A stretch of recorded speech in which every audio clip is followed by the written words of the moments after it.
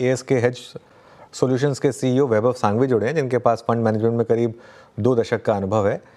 वैभव risk adjusted returns में काफ़ी अच्छी पकड़ रखते हैं। उसे समझते हैं कि मौजूदा मार्केट में इस समय उनकी क्या रणनीति है। वैभव जी, गुड मॉर्निंग। तो कंसिडरिंग मतलब आप तो I think long short fund चलाते हैं, तो इस समय मार्केट में अप्रोच क्या है और कैसे इस वॉलेटिलिटी को आप नेविगेट कर रहे हैं? Anuj, I think ये volatility has been pretty difficult in that sense because एक बाजू earnings आने की कगार पे है और दूसरी बाजू के February 1 को अपना यूनियन बजट भी है। और इस वक्त हमें लगता है और हमारा अनुमान है कि ये बजट बहुत ही इम्पोर्टेंट इवेंट होने जा रहा है।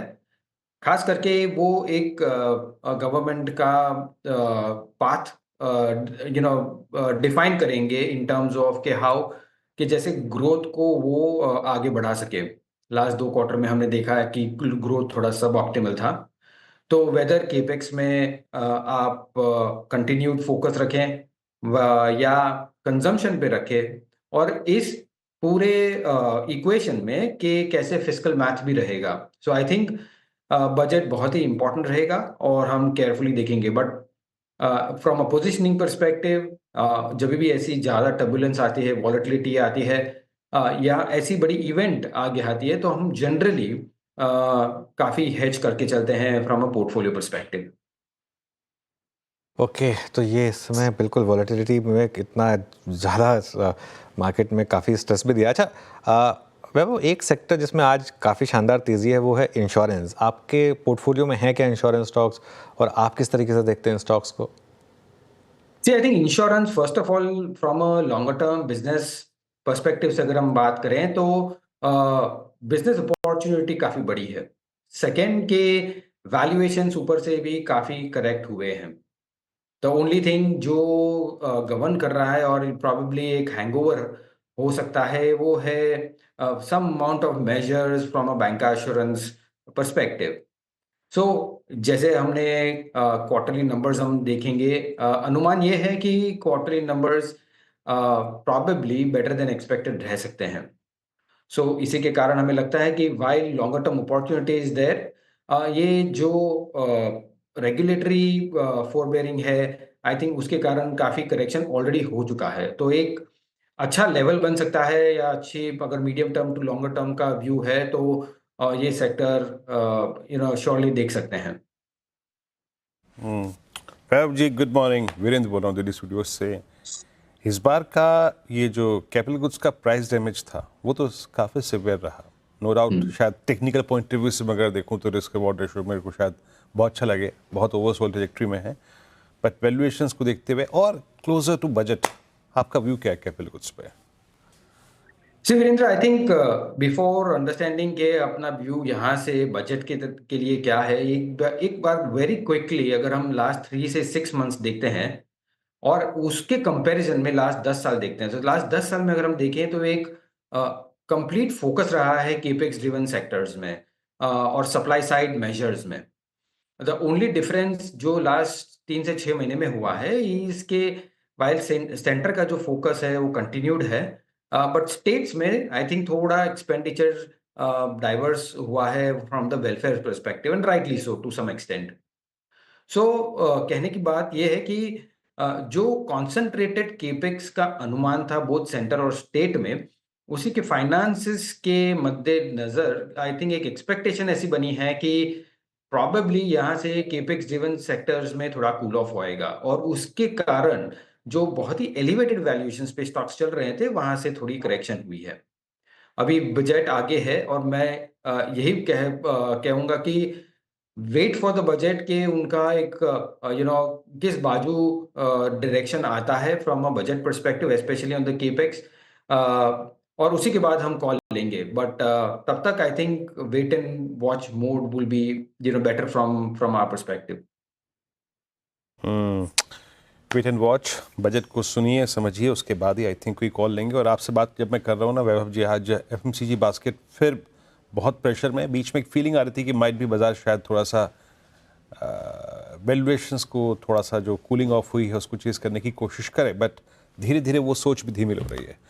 आप एफएमसीजी पे भी कोई कॉल लेने से पहले क्या किसी प्रकार के स्पेशली मिडिल क्लास के किसी टैक्स रिलीफ की बात पर गौर करना चाहेंगे? मतलब अगर वैसा कुछ हो तो कोई एफएमसीजी पे कॉल लेनी चाहिए, या फिर व्यू क्या है आपका एफएमसीजी पे इस वक्त, और क्या बजट में ऐसा पॉसिबल है इस डिमांड को पुश देने के लिए?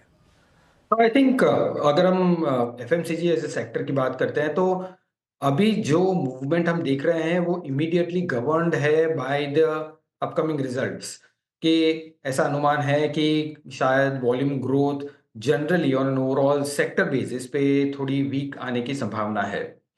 नाउ उस कारण आई थिंक प्रोबेबली कि वेरी शॉर्टर टर्म व्यू में ये मूवमेंट हमें देखने मिल रही है। पर अगर हम लॉन्ग टर्म व्यू लेते हैं तो एक समझना बहुत ही ईज़ी है कि इंडिया एक कंज्यूमर स्टेट है और consumer driven sectors you know short term में शायद वो करेक्ट हो सकता है, but from a longer term business opportunity के पर्सपेक्टिव से वो ठीक ही है। सो अगर काफ़ी अच्छे करेक्शन में रीजनेबल वैल्यूएशन पे ये अगर पैक मिलता है तो लॉन्ग टर्म के लिए पोर्टफोलियो में रखने लायक ये सभी स्टॉक्स रहेंगे। सो राह देखिए कि करेक्शन हो जाए और अपकमिंग बजट में अगर कुछ कंजम्पशन में मेजर्स आते हैं, जैसे आपने कहा probably some tax rationalisation as well, तो एक काफ़ी अच्छा मोमेंटम और प्रोबेबली ट्रेड बन सकता है, but not immediately, wait for all the results to come out. इस मार्केट की जो सबसे दुखती नब्ज रही है वो है लार्ज प्राइवेट बैंक्स, चाहे एचडीएफसी बैंक हो या आईसीआईसीआई बैंक हो, कोटक हो, इन स्टॉक्स ने रिटर्न्स देने बंद कर दिए हैं। ये क्यों हो रहा है आपके हिसाब से? सी अनुज, ये वेरी वेरी क्लियर है कि हम अगर रिलेटिव वैल्यूएशंस की बात करते हैं तो चीपर है on an overall, both on an average basis और हिस्टोरिकल, जो भी आप कौन से भी बेंचमार्क के हिसाब से। और हमें एक खास ध्यान रखना चाहिए कि बिकॉज के एफपीआई के portfolios are heavy weight on financial sectors, करीबन करीबन 30% of the weight of FPI portfolios is into banking and finance, और खास करके private bank, large private banks में उनका काफ़ी बड़ा वेट है। तो जब भी हम फॉरेन सेलिंग देखते हैं, जो एक्चुअली अगर आप देखें तो कंटिन्यूअसली ये नेगेटिव नंबर आ रहा है over the last almost like 3 to 4 months now, and in fact for quite a while, कि जहां मीनिंगफुल एफपीआई फ्लोज इंडिया में नहीं आए हैं। तो जब तक ये एफपीआई फ्लोज नेगेटिव रहेंगे, आई थिंक इनका you know very good out performance from a market perspective थोड़ा डिफिकल्ट हो जाएगा।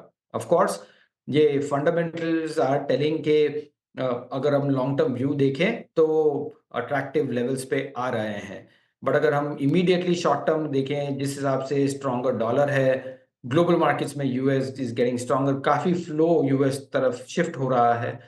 माय सेंस इज बेसिकली ये एट बेस्ट मार्केट परफॉर्मर रहेंगे from a shorter term perspective. Longer term opportunity definitely बहुत ही अच्छी है।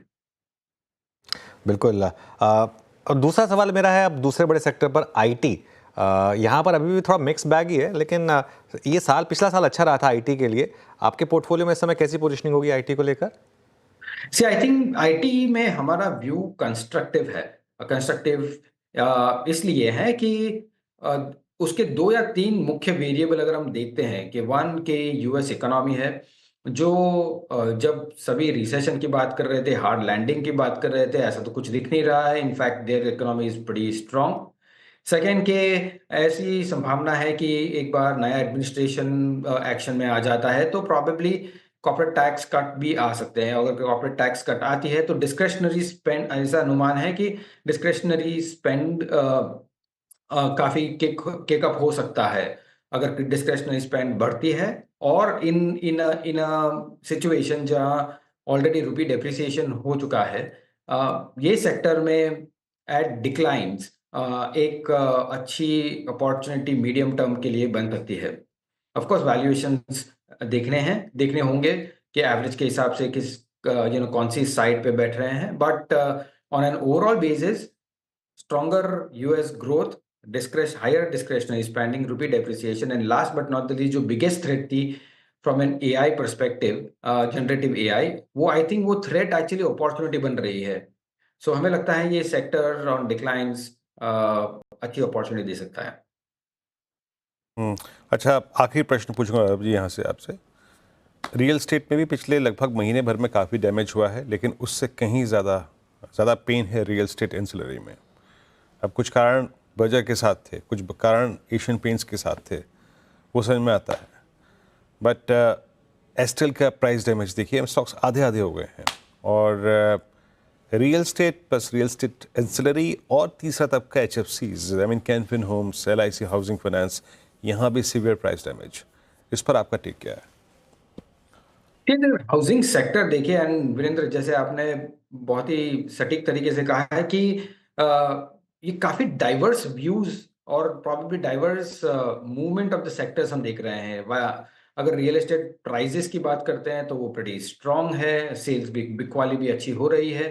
बट वो लास्ट, और ये एक्चुअली ट्रेंड पोस्ट कोविड से काइंड ऑफ बेटर हुई है। अगर हम देखते हैं कि बिल्डिंग मटेरियल्स में अगर वो लैग से प्रॉबेबली उसमें डिमांड आती है, till now we have not seen honestly.